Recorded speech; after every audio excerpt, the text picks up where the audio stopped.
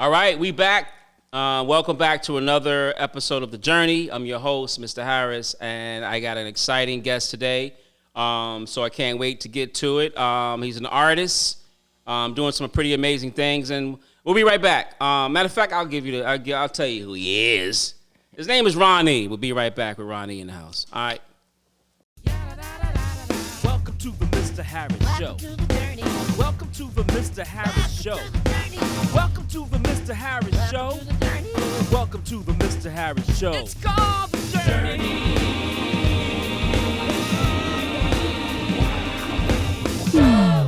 And we are back. So again, welcome to the show, The Journey, with your host, Mr. Harris. And I have a very special guest. And he is a special guest in a really big way. And we'll reveal that a little bit more as the show go on. But he's a talented individual. He's an artist. He's a musician. He's a songwriter. And now a producer. And I'm going to let him talk a lot about himself in a second. But let's give a warm welcome to Ronnie. Man, you've been busy.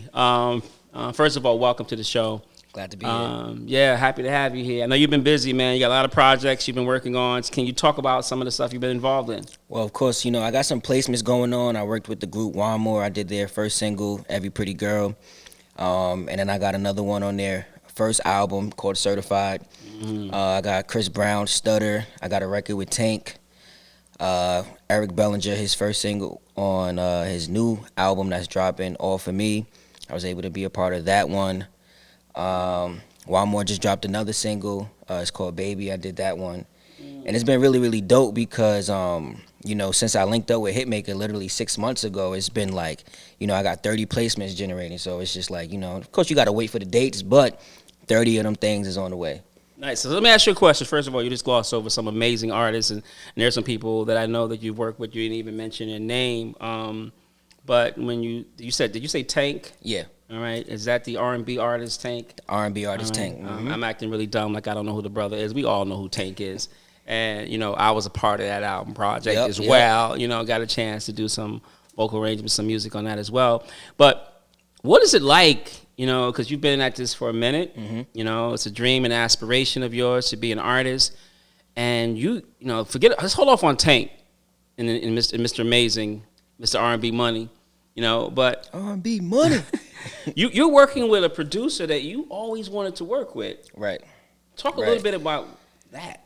Man, working with Hitmaker and Krishan, and Make It Sound has been an amazing thing, especially because I feel like, I always tell people I kind of manifested it. I always told people, like, man, I'm going to make sure I lock in with these guys or at least get a chance to work with them. Yes. What happens after I work with them, we'll figure it out. But as long as I get myself in the room, at least it's like, all right, cool, we go from there. And the day we linked up. My first time meeting them was in the studio. We did a record, and then from there it's been like golden. So for some of the listeners who don't have a clue who Hitmaker is, can you talk about some of the artists that he's worked with? Everybody in the game. It's almost like you Google him, he's worked with them. Man, amazing producer, and vice versa to Krishan too. Hitmaker's worked with Chris Brown, Gucci Mane, 2 Chainz, Usher. He actually got the record Transparency that's out right now. 21 Savage. Everybody. Drake.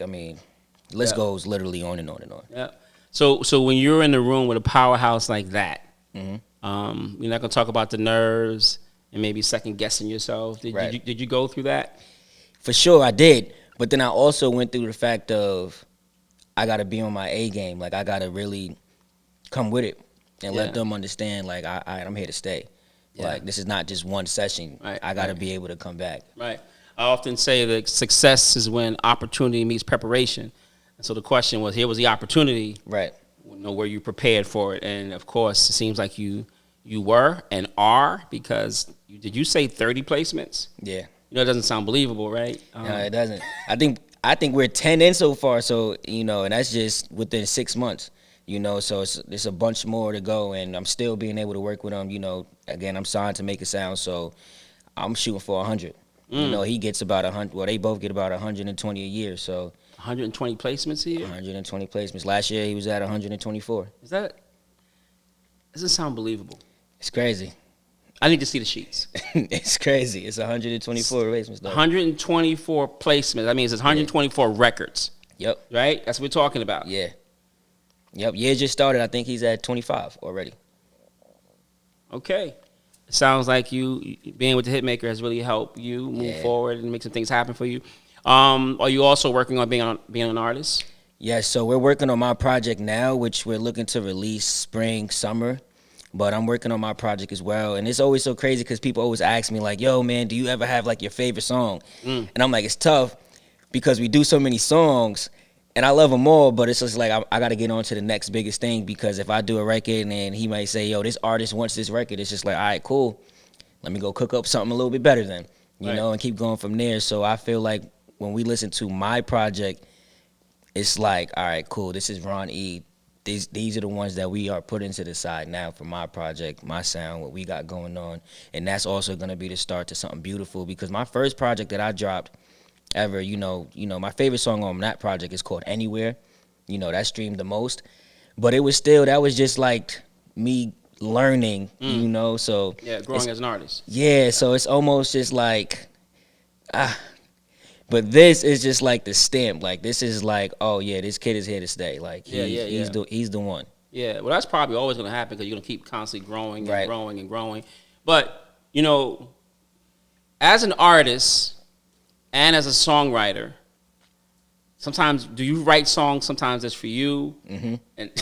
And then you have somebody else hears it. And then, I know you work with Neo a little bit, right? Mm-hmm. Was it like, yo, man, let me get that? And yeah, and then I got to remember, it's Neo. Let me back. And it's crazy. That's a funny story with Neo. We was, you know, I was able to get invited to one of his camps. Right. And, you know, I'm working. I was up early, 8 a.m. I'm like, I'm going to make sure I'm the first songwriter up, getting to it. Right. So when they wake up for breakfast, I'm already cooking. I'm already humming. Yeah, exactly. right. Exactly. Mm-hmm. So I'm cooking up. I'm doing my thing. Neo walks in. He's listening to it. He's jamming. He goes, hey, man, I want to put you to the test. This chorus that you're doing is really, really dope. Try just doing just 4 words. Gosh, Neo, man, I gotta secure this challenge. But then I'm like, I don't know.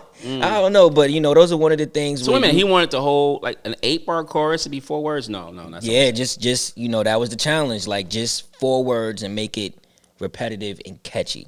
Did you pass that challenge? No, I did not. That's a hard challenge. That's a tough challenge. Oh. That's a tough challenge.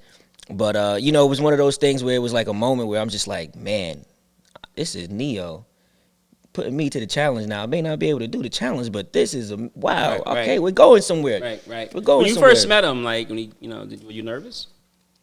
Yeah, of course. I think there's nothing wrong with being honest about that. Like, you know, I mean, there weren't a lot of artists that I would be shook by, but like the Stevie Wonders of the world. Yeah. If I'm doing a session and Stevie walks in, it'd be like, I done forgot the key I'm in, the chords I'm playing. Yeah. This is somebody you spend your time because, you know, you listen to, like, who do you listen to growing up? Man, Tank. So even us, you know, getting the opportunity to be able to work with him and getting the approval to drop it and, you know, mix it and, you know, doing all these things, going back in, chord changes, after hearing the verse, it's like, hold on, we got to do something a little bit more spectacular. But Tank, you know, Chris Brown, so to be able to get a record on his album, you know, Neo to be. And hold on a second, the producer that you always wanted to work with, you're working with. Yep. Your favorite artist that you always listened to, the Tanks, the Chris Brown, the Neos of the world, you're working with. Yep. Man, you're a blessed dude, and I see your dad's here in the audience. You know, big up Pops. I learned everything from him. You know, I'm gonna be honest with you. I mean, since a baby, I think, you know, what really did it. You know, when I was locked in that studio, I think all the powers came to me. But nah, really watching my dad and, you know, seeing how much of an amazing musician he is. You know, songwriter himself. You know, all the songs that we did at Renaissance, you know, was all written, and we performed them everywhere we went. So that's really probably where I got my, like, oh, no, I could do this thing. We performing in Brooklyn, Bronx, and this ain't no regular. We performing around people that's staring, and they start to enjoy us. And these ain't songs that they know. These are songs that was written by my pop. So that's really what gave it up. And so let me bring people in who don't have a visual of what's happening, right? So, like, I am his dad. So we got y'all. So we talking about Pops. Like Pops is another person in the audience in third person, but this is my son. One of my sons, actually, is twins. Is Bervin and Ronald. They both are artists and singers. One just went out solo and doing his thing. But I remember the days of going downstairs and you working out, lifting the weights, and every day it was Chris Brown. Every day it was Tank. You would have these conversations about Hitmaker, and there was one other producer as well that you often talked about, like, say, I would love to work with these people. And, man, to have that come true for yourself, it says a lot about hard work. It says a lot about dedication. And there's a message, I feel like I'm closing the show, but I'm not. I'm far from closing the show. But, let's take this time right now to give a message for those who are – they always say, like, artists to say, what would you say to inspiring young artists? I don't think that – the advice is to inspiring young artists. I think the word is, what's the advice to artists, period? Because you can be 30, 40, 50, 60, 70 years old and still be chasing your dreams as an artist because there's so much things in artistry. Right. You can write, you can produce, you can manage, right? And sometimes it just wasn't your time yet. So what advice do you give for people who feel like throwing in the towel and giving up, The advice that I would give, honestly, is that I love music so much that no matter how many times I may, get a no or fail at something, I just love it so much that it's a part of me. I'm going to do it every day. Right. I'm not going to just wake up and say, all right, you know what, since I didn't get to sign this deal, I quit. I can't. I mean, I'm hearing melodies in my head as I'm falling asleep. I wake up and I'm thinking of a new melody. I want to go listen to this song 20 times, re-sing it. So it's almost just like you got to fall in love with what you do, and that's how you fall in love with the no's and the declines or whatever it can be. And then when that time happens for you to get your opportunity, you got to know that you was fully prepared and take it head on and just go for it. That's some great advice, right? So you're not chasing it because of the money. You're chasing because this is something I really love doing, whether I was getting paid for it or not, whether you would give me 2 cents or give me $2 million. I'd rather have the $2 million. For sure. But if that wasn't there, you still be doing it. And I think that's great for everybody to hear. No matter what you do, it's like, do it because it's something that you love. And like you said, once you become really good at it, people will pay you because for your worth, right? Yep. And that's probably, I think that's a great way of what's happening to you, Definitely. Yeah. So you were recently on the road. Yeah. On tour. Talk a little bit about that. So I was able to go on tour with Eric Bellinger for a couple dates, the Rebirth tour. You didn't even mention his name, and I know you're on Eric Bellinger's album. Yeah. But you didn't talk about him. Yeah, Big ups to Eric Bellinger. Yep. Right, so I think you wrote some songs on this project as well. But yes, talk about that tour. Tour was amazing, man, and shout outs to EB, man, because, man, he sold out dates, and he does it independently. So to really be able to see the route that he's taken as an independent artist, and of course he's Eric Bellinger, goated, but to be able to be at the show and just see, like, yo, he's killing it. But for me to be able to go on stage and, share my talent with a group of people that probably never heard my music yet, don't know who I am yet, and within about, let's say, a minute of the show, it's just like phones out, girls going crazy, even the guys in there like, yo, he's killing it. And then I get off the stage and all the love, it's just like, all right, cool. So first show I was nervous, but after all of that, I'm like, oh, second show, I'm like, I'm up there like, all right, cool, I could do this. Like, this I love this. This is dope. So that was just amazing, and was able to have some fun with the fans a little bit, get my Instagram out there, which is important. When you go out there and you're an opening act, I feel like the main mission is to just make sure you get yourself out there and gain the fans. Don't kind of go out there worried about, all right, maybe make sure I kill it, and then you go in the back room and that's it. It kind of like defeats the purpose. Right. You saw people doing that on the tour, didn't you? Right. There are artists that do that. I mean, I don't get it. They get out there, they do their thing, and they boom, they don't really make any kind of relationships and get any information. Matter of fact, on that, let's pause for the cause and tell everybody how they can reach and get your information and your music. Yes, please. Follow me on Instagram at itsron.e. You could listen to my music, Ron E. I got music out. I got music on the way. So please, DM me, hit me up. Whoever follows me, just let me know. Hey, I heard your interview on The Journey. I'll follow you back.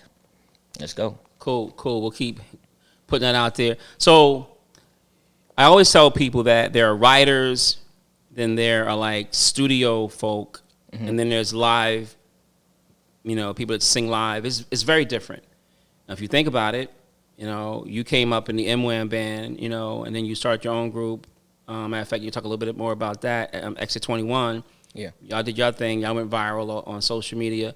But you performed here in the MWAM band for a number of years. And for a number of years, this guy was doing shows, taking out equipment, setting up equipment, getting your dances on, learning how to, like, motivate the crowd. Everybody came through here. There are tons of artists, and I should probably have many of them on the show, who are on the Grammys, doing different kind of things, who came right out of this building, right out of Renaissance Youth Center, and specifically the MWAM band.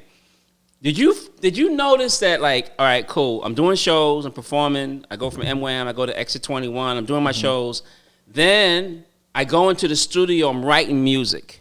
Right. Now that I'm writing music, and I have to now go back on stage to sing, and I haven't been on stage in like 2 years or so. Right. Is there a difference? There's a complete difference. But I do want to put out there, MWAM and Renaissance alone prepared me the most for where I'm at now, which is why it's like I may be in studio sessions and I can actually sit down with the producers and know how to orchestrate a record a little bit. My ear training is a little bit different than everybody else's because I was able to come up in Renaissance, piano class, drum class, vocal lessons, then MWAM, being able to perform at a young age. I didn't even know. I'm just having a ball, not even knowing I'm really, this is gearing me up for where I'm at right now, so we may never notice, but good thing I took it as serious as I did because it's gotten me to the level that I'm at. But yes, there's a complete difference because when I'm in this, I can't speak for everyone, but when I'm personally in the studio, I'm not really thinking about performing the record yet. I'm more so in a vibe, in a complete vibe, and we listen to some beats. And I'm just, going off experience. I may try to get into my vulnerable state, say something that personally may have happened to me. Then when it's time to perform a little bit, now you have to take that feeling and perform it live. So let's say in the studio, I'm able to add, let's say I just want something to sound distorted a little bit or add this type of effect to make it sound like a stadium vibe. We can do that in the studio. When you go live, can't make your voice sound distorted, Right. So it's a difference, but I guess in the journey I'll be able to figure out how do I give people the same feeling I give myself in the studio? How do I get them to feel that while I'm on stage? Plus in the studio you can say rewind. Yep. Rewind. We'll do that again. I want to get this delete. Right. Delete. Right. That's a bad idea. Auto-tune's all fix it. You can't do that live. Yeah. You get one chance to sing that verse, you get one chance to sing that chorus, you get one chance to move that audience or kill that audience, right? So it's a very big difference. So you got to get it right on the first go. So for those of us who do studio stuff and you're thinking about going out singing, listen, you got to practice that too. The same way you give the same kind of attention toward being a good producer, writer, you got to put that same kind of love. You learn it the hard way. Yeah. So it was recently, this is your pop. I need some more vocal lessons. I'm doing these live shows, and I need them drills all over again. Yep. And we started you coming back through. And it helped out a lot. Yeah. Because even down to just me not doing vocal warm-ups before my show and understanding minor things like, listen, eating a cheese pizza before you perform is not a good thing. Right. Understanding all of these components is important that we may forget, but it's artist development, but we can't forget to take these steps if you want to get better and be the best artist you could personally be. I feel like everyone should do it. Right. He's been trying to talk me into doing master classes because we talk about everything from omni to unidirectional microphones to what to eat before and after singing, breathing exercises, all that, improvisation, alternated melodies. We do all that stuff in our vocal classes. And you were letting me know that a lot of people don't get that anymore. And it makes sense, right? Because back in the day, we got it in church, which is probably the more progressive, emulating style of learning. But in schools, even a little bit you got in chorus in school help you out a little bit. But they don't even have a lot of that anymore. So maybe it's some value in taking you up on that. I have a question for you, though, right? And that question is like, it's a loaded question, I think, and I hope I'm not putting you on the spot too much. But basically, what do you feel you bring to music, right? So, when you look at Matter of fact, I might just leave it like that. You know, and no, I ain't gonna leave it like that. And specifically, when we think about R&B music, you know, hip hop music is going through what it goes through. You know, it always seems to kind of go through these changes and comes back. But it's hurting right now. R&B music has been hurting. We have R&B female artists. Big ups to them. They keeping it almost single-handedly. You know, we don't have a lot of R&B male artists. No disrespect for those out there. It's not a lot of you. You know, and so would you call your music R&B? Yeah, I'll call R&B for sure. So what are you doing different? What you gonna bring? How you gonna? So great question. And yes, it is putting me on the spot. You didn't say that was on the list back there, but well, one thing I will say is that I don't want to say man. Okay. All right. I don't want to say I'm bringing anything different in terms of like the music per se. I want to say what I'm bringing to the table is kind of like I may be taken away from like a Tank. I may be taken away from like a Cisco's type of music or the passionate part of it or the Chris Brown type beats or whatever. But all of that put together is a recipe of what I do. But what I could say personally is that me, myself, I know I'm bringing a different style, just me as the individual. You know, I'm going to be much more relatable at the times that we are in, you know, because I do be outside. I do see what's going on. I do have experience with the ladies, you know what I mean? Nothing bad to say about any of the male artists that's out there right now, but for guys that's out there, they want to be able to listen to some music and believe the kid that's actually singing it. You know, it helps out a lot better. If you want to talk about lady, all right, cool, but then we go on your Instagram and it kind of just doesn't match up. It doesn't make any sense. But I would say me as the person, I want to bring like that vulnerable state back, that believable music. I want to bring love back. You know, I want to be able to sing some records and you can listen to it with your girl in the car or come to a show and you're on a date. I mean, going to a Ron E show is a part of your date. It works out. Right. You might have your favorite song, your marriage song, or it's the first song we listen to together, or this represents us. I feel like bringing love back is important. Right. So can Pop put a request in? You know, I've heard a lot of your music and some of your music. You know, makes me cringe. You know, for sure. You know, language wise. You know, language some of the stuff that some of you R&B artists talk about. You know, everybody got a lollipop. Everybody wants to lick something. Everybody thinks something is wet and juicy and stuff. You know, it's not good for my blood pressure to hear that kind of music. This is Everything Right was a good one though. Right. Yes. So but you know what? I was involved in that one. Exactly. One of the things we talked about, like, we got to keep this one clean if I'm gonna be involved in this project, right? But I when you think about Renaissance Youth Center, Renaissance means new beginning. I wish you could be like the Renaissance R&B artist, the new beginning. And I like what you talked about in terms of like music being about love, about relationships. You being relatable. Right. I can hold a conversation and everything is, you know what I mean? You know what I'm saying? Compete me, y'all. Like, really, that's all y'all can say. Y'all can't really hold a conversation. Like, be different. Be your own. But really write songs of, that you know, you can cuddle up with your loved one, but also your daughter's in the kitchen doing dishes and she can hear the song too. Right. You know, without, turn this part down. Like, and I know it's hard because the industry kind of dictates, like, nah, we need more of this. This is what's happening. But when that time comes, and you can make that change and be a true Renaissance. Right. It's doable. And also, shout outs to Money Long. She got a song out right now that's called Made For Me. I love it. I love that record. I feel like it's doable. You know, it's just, again, it's tapping into that vulnerability, I guess, you know, and really just understanding how to express love in that record. Yeah. Like with Everything Right, when we worked on that record, we was able to really tap in both worlds together.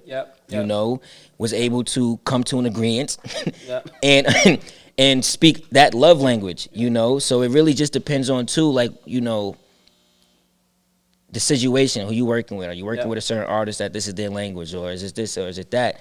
So I think it's doable, and I'm glad you put me to the test, because what we're gonna do is the next episode, when I come back, I'm gonna be able to say, hey, you know that record that's going crazy, you know, shout outs to, you know, us having this talk, because you put me to the test, a mission that I could pass. A little bit more than 4 words, but I'm gonna make it happen. I love it. And if you haven't heard the song "Everything Right" featuring Ron E and Tank, check it out. It's a beautiful song.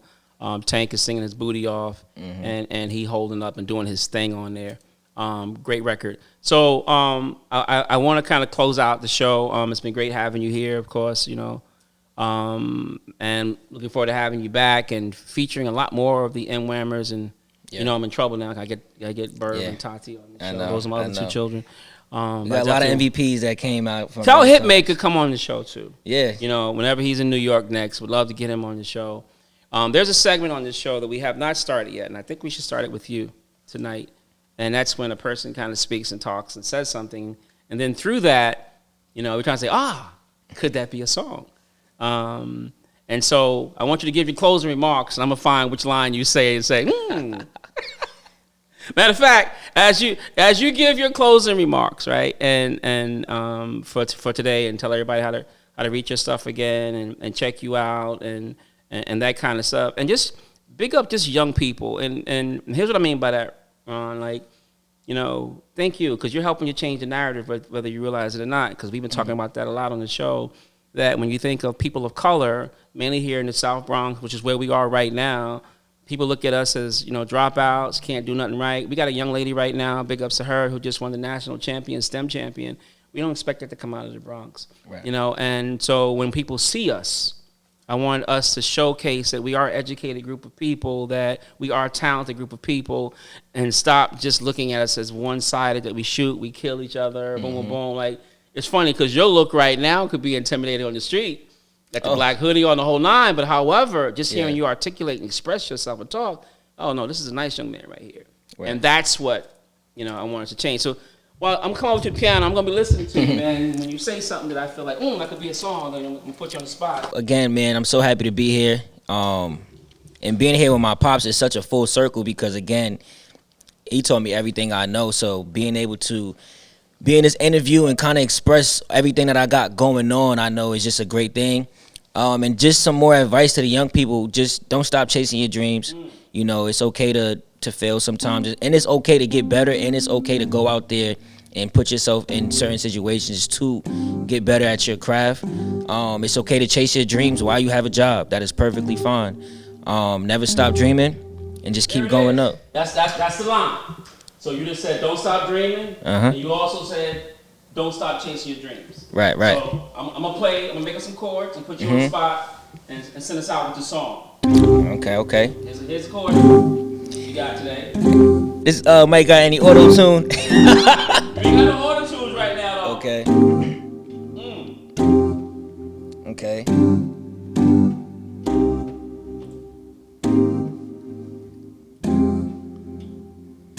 Alright. I know this is tough. Alright, come on, we can get some. You out in school, in math class, you've been thinking about what you won't do. Say you dreaming with a test on your desk, and that's cool, cause keep going. What you wanna be? You say a doctor, or a nurse, or a lawyer. No, that's cool, cause when you get home, all you gotta do is go to sleep and dream. All you gotta do is dream. Don't stop, keep going, cause all you gotta do is dream. Yeah, just keep on going, cause a couple years from now, when you make it, you'll be happy, cause that money rolling in, and them chains around your neck, and that Rolex on your wrist, and them earrings on your ear. You just dreaming, so just dream. That's cool. Alright, you know what I'm saying? Come on. Good job. That's tough to do. It was fun. Classroom. But some auto-tune, we might have had a hit. Some auto-tune on this mic, we would have had one. Man, I didn't expect you to do all that. I expect you to come a little chorus or something. No, we gotta dropping verses. That's what we gotta do. Hey. We try to be professional, guys. You know what I mean? I love that, man. All right, that show was special. It was a lot of fun, and it was lovely having Ron E in the house, my son, doing this show. Listen, as always, make sure you love yourself, and whatever little bit of love you got left over, make sure you share that with somebody else. The world is definitely in need of a lot of love. All right. Deuces. See you on the next show, The Journey. Welcome to the Mr. Harris Show. Welcome to the Mr. Harris Show. Welcome to the Mr. Harris Show. Welcome to the Mr. Harris Show. It's called The Journey.